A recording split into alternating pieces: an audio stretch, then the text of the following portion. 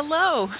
We're going to read our devotional out here today. There's something about walking through the woods and hearing the call of the birds. So this is where I've chosen that I brought my book along. Descend from the crest, Song of Psalms 4, verse 8. Bearing the burdens of crushing weight actually gives Christians wings. This may sound like a contradiction in terms, but it is a blessed truth. While enduring a severe trial, David cried out, "Oh, that I had the wings of a dove, I would fly away and be at rest." Psalm 55:6. Yet before he finished his meditation, he seemed to have realized that his wish for wings was attainable. For then he said, "Cast your cares on the Lord, and he will sustain you." Psalm 55, verse 22.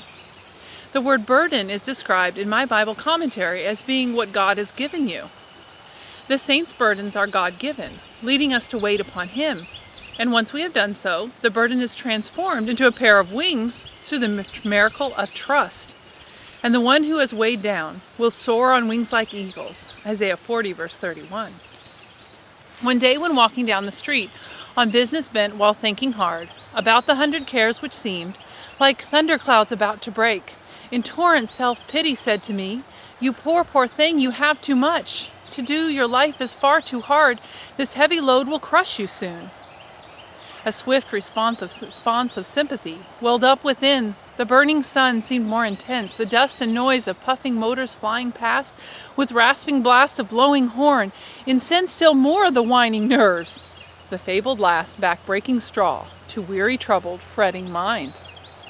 Ah, yes, it will break and crush my life. I cannot bear this constant strain of endless aggravating cares. They are too great for such as I. So thus my heart consoled itself, enjoying misery when lo, a still small voice distinctly said, "'Twas sent to lift you, not to crush." I saw at once my great mistake. My place was not beneath the load, but on the top. God meant it not that I should carry it. He sent it here to carry me. Full well he knew my incapacity.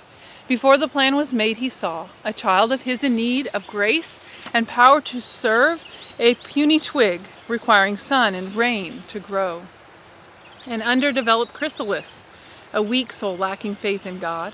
He could not help but see all this and more. And then, with tender thought, he placed it where it had to grow, or die. To lie and cringe beneath one's load means death, but life and power. Await all those who dare to rise above. Our burdens are our wings, on them we soar to higher realms of grace. Without them we must ever roam on plains of undeveloped faith. For faith grows but by exercise in circumstances impossible. O paradox of heaven! The load we think will crush was sent to lift us up to God. Then, soul of mine, climb up. Nothing can e'er be crushed, save what is underneath the weight. How may we climb? By what ascent? Will we crush the critical cares of life? Within his word is found the key which opens his secret stairs. Alone with Christ, secluded there, we mount our loads and rest in him.